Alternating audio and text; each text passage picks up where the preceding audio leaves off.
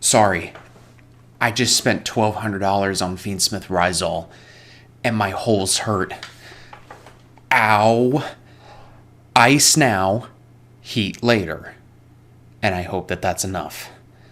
And I need to go to Home Depot and get lubricant. I hope that they sell that. Let's dive into it, shall we? Owie.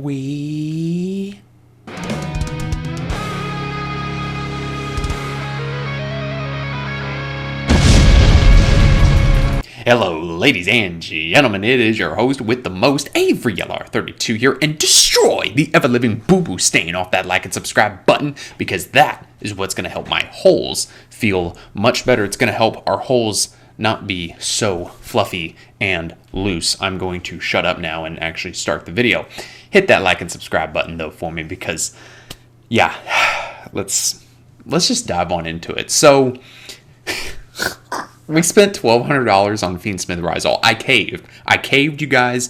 I wanted to play the best deck. I wanted to play the deck for YCS Orlando that would give me the best chance at winning. And it was $1,200 and a dream.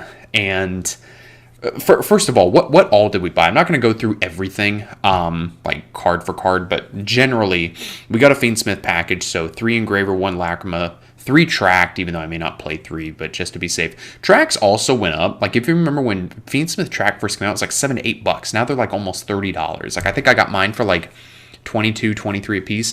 The Ryzeal cards went down a little bit. They were like 30 a piece on each of the Ultras, so Ice, Sword, and X. They were about 22 to 26, around that ballpark per copy.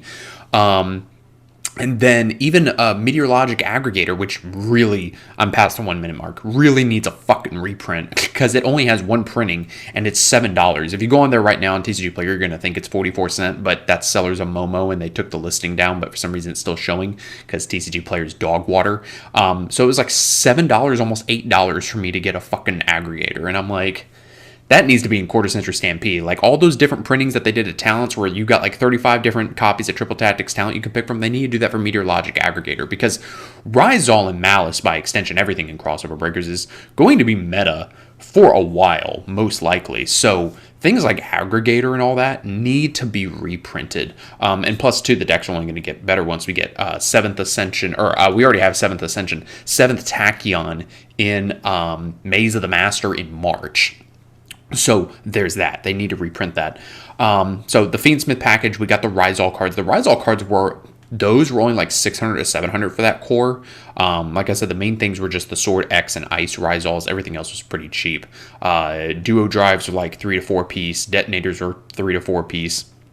But then the Mulch armies, Fualos went down. If you didn't see my community post about it, I made a post back because I didn't want to dedicate a whole video to it.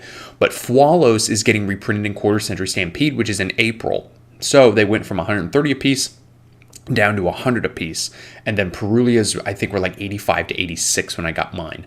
So you combine all that together, you're looking at $1,200, Sugar Boo Bear. And yeah, that's rough. Like, I'm definitely going to have to be working a lot more hours starting January of the new year at my job, my little crappy little part-time job, but it pays the bills, I guess. Now, how did I set money aside for this? Well, remember, it was like $900 or $1,000, whatever it was, for our Rage of the Abyss case that I didn't open on stream because the format was so dog water. I just wanted to chill out and open it, on my own time.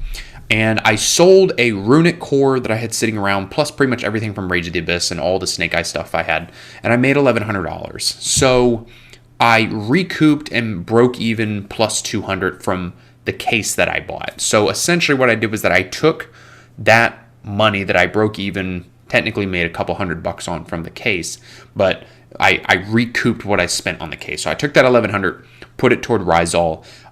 It could have been a little bit cheaper, maybe, if maybe I waited a little bit to see if the prices went down. The problem is that, as I've talked about in the past on this channel, I've had issues with TCG Player with ordering. I don't know why. I've never had issues before, and now, within the past year now, I seem to always have some kind of issue with an order, and I don't know what it is. So I like to get my cards as far in advance as I can, even though the YCS isn't until February, not counting any sort of regionals that might finally get posted on Konami's website along the way.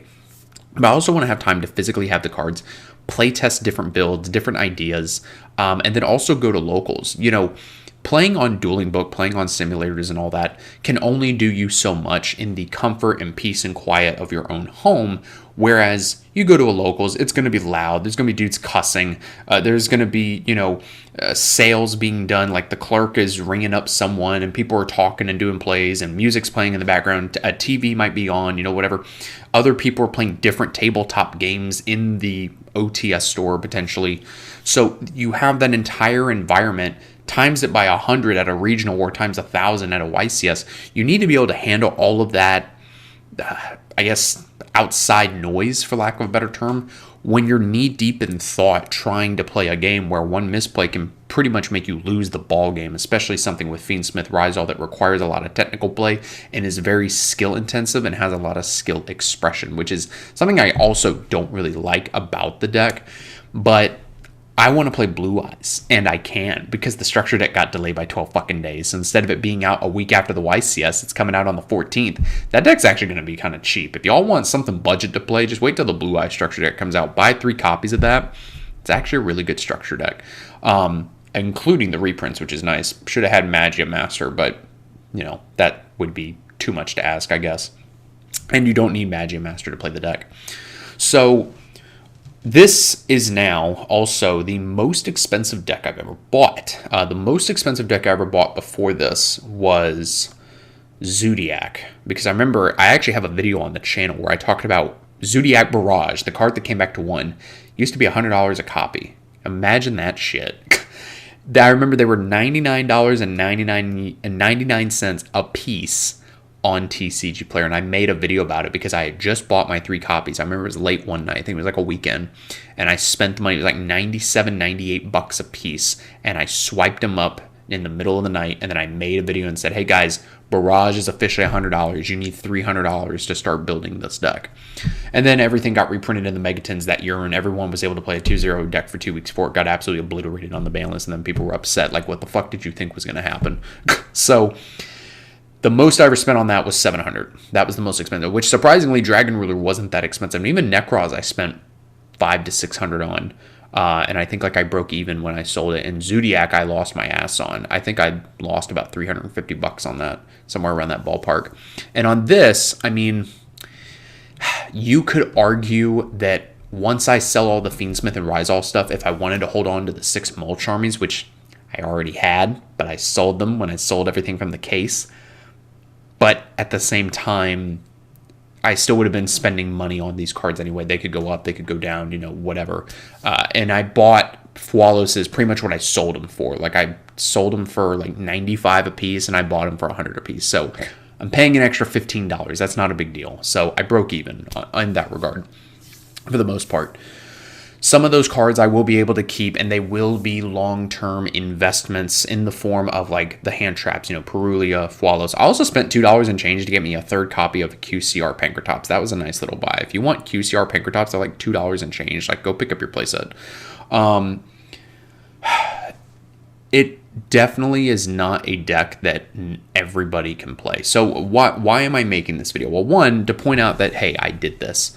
Number 2, to hopefully give you all a good laugh with that little intro. And number 3, because as good as this deck is, you have budget alternatives, and I am the outlier because of the fact that I am a competitive player. Like, this channel is dedicated to the competitive player base. Someone who's a casual who plays a fucking Beaver Warrior deck isn't watching my videos. And if you are, God bless you, because I'm probably busting y'all's chops in every other video.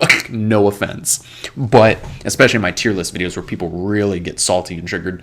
But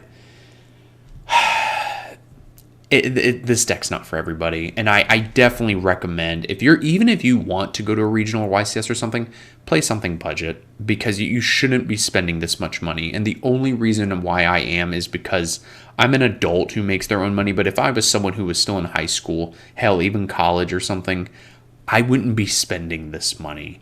Also, the part-time job I work, I'm making really good money working in the medical field. I don't want to say exactly what I do, but we'll leave it at that. So the money's good. So it doesn't hurt that terribly. So yeah, that's sort of a thing. But this isn't for everybody. And if you are mad that this deck is expensive and you really want to play it, I feel you. And my holes feel it. And my wallet feels it. And it's not a fun time. And this format would be so much better if that $1,200 price tag was not there. And it's the big boogeyman in the room that not a lot of people are going to be able to avoid. So, guys, let me know what you think down in the comments below. Are you taking a break also from this format? I feel like a lot of people have been taking a break from the last format and the format before, and now we're in this third iteration of people, I guess, still taking a break because Fiendsmith cards and everything else. But let me know what y'all are doing in this format. Guys, thank you for watching, and I'll see you in the next video.